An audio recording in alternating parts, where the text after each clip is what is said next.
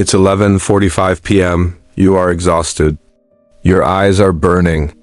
Your body feels heavy. You know, logically that you have to be up at 6 a.m. for work, for the kids, for the grind. You should be asleep, but instead you are on the couch. You are scrolling through Instagram Reels. You are watching one more episode of a show you've already seen. You are staring at the ceiling. You tell yourself, I just need 5 more minutes. But 5 minutes turns into 30. 30 turns into 2 hours. Suddenly, it's 2 a.m. You calculate how much sleep you'll get, 4 hours, and you feel that pit of dread in your stomach. But you still don't close your eyes. Why? Why would you sabotage your own energy for tomorrow? Are you lazy? Do you lack discipline? Is it an addiction? No, you are suffering from Revenge Bedtime Procrastination. It is not a sleep disorder. It is a psychological rebellion. Your brain feels like you had zero control over your day between your boss, your family, and your obligations, so you are taking revenge on the night. You are stealing back hours of freedom, even if it costs you your biological health. You are buying autonomy with the currency of sleep, and the exchange rate is destroying you. I'm Dr. Sight. Today we are going to dismantle this habit.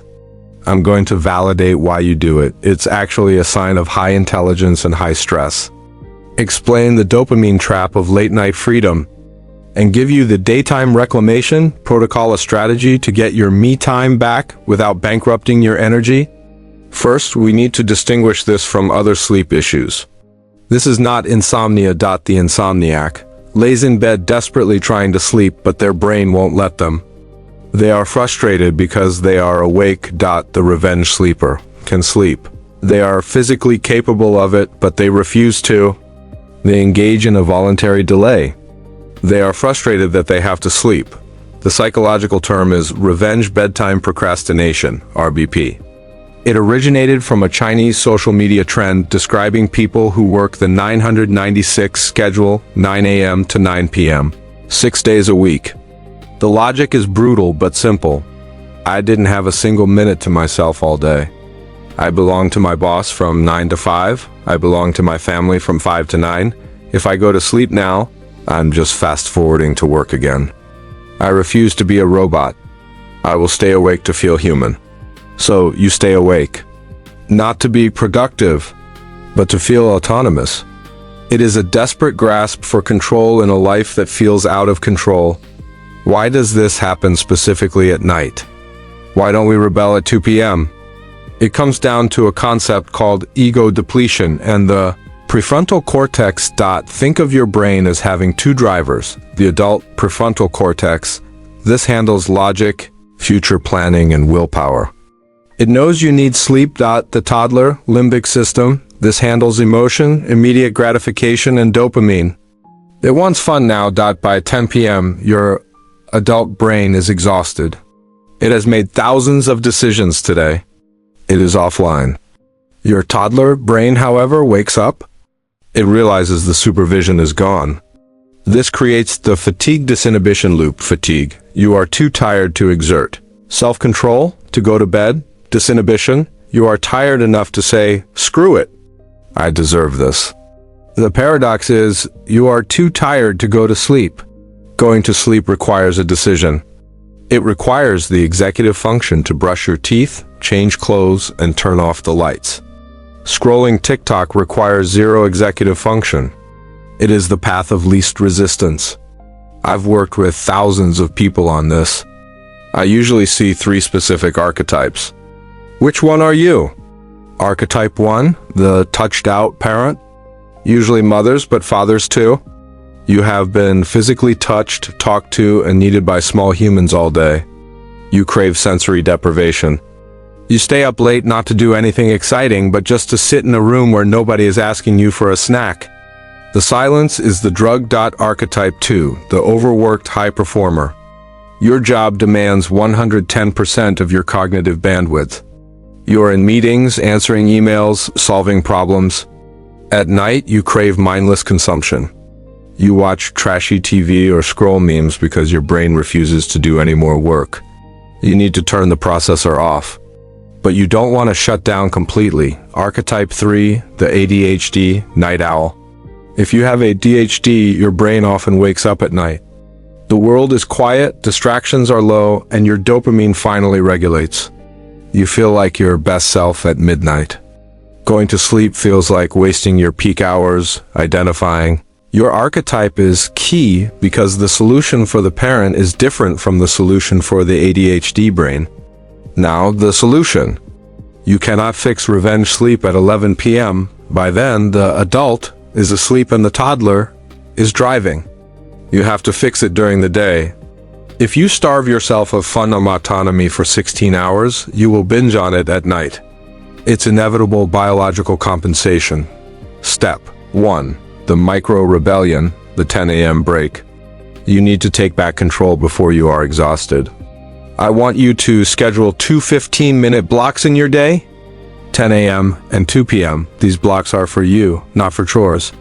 Not for productive things. Not for planning dinner. Read a fiction book. Play a video game on your phone. Go for a walk and listen to music. Signal to your brain, I have autonomy. I am free. I don't have to wait until midnight to be myself. Step 2. The transition ritual, the hard stop. Most revenge sleepers have boundary fluidity. Work bleeds into dinner. Dinner bleeds into chores. Chores bleed into Netflix. There is no clear end of shift. You need a hard stop at 8:30 p.m. or whenever chores end. Create a ritual. Change your clothes. Put on pajamas. Change the lighting. Turn off overhead lights. Put the phone and a charger in the kitchen. This signals to the limbic system. The demands are over. We are safe now. You don't have to fight for time anymore. The problem with your late night habit is that it is high dopamine. Social media, TV cliffhangers, video games, these are stimulants. They keep the toddler awake and excited. We need to switch to low-dopamine leisure. This is boring fun. The menu. Reading fiction. It engages the imagination but lowers heart rate, unlike Twitter, which raises it. Jigsaw puzzles, Lego, repetitive, tactile. Soothing. audio.podcs. Close your eyes and just listen. Journaling. Get the thoughts out of your head. The rule. If it emits blue light or has an infinite scroll algorithm, it is forbidden after 9:30 p.m. You cannot outsmart a supercomputer designed to keep you addicted. You must physically separate yourself from the device. I want to speak directly to the parents again. I know the feeling of the silent house. It is intoxicating. I'm not telling you to go to bed the second the kids are down. You need that decompression. But we need to contain it. The fix. Set a decompression timer. Give yourself 45 minutes of guilt-free revenge. Scroll, watch, eat, stare at the wall, but set an alarm on your phone. Label it tomorrow's happiness. When that alarm goes off, the revenge is over. You aren't going to bed because you have to. You are gifting yourself energy for tomorrow.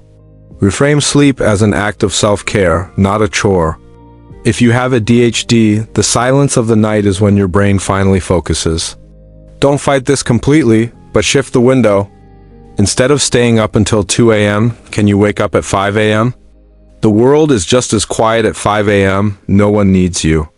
But you are rested, your cortisol is high in a good way, and you can use that me time for productivity or hobbies before the day drains you.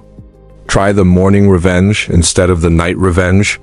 Finally, sometimes we stay awake because we are afraid of the thoughts that come when we lay down. The silence is scary. We use the phone to distract us from our own anxiety. We need to make it safe to land. Technique, non-sleep deep rest, NSDR.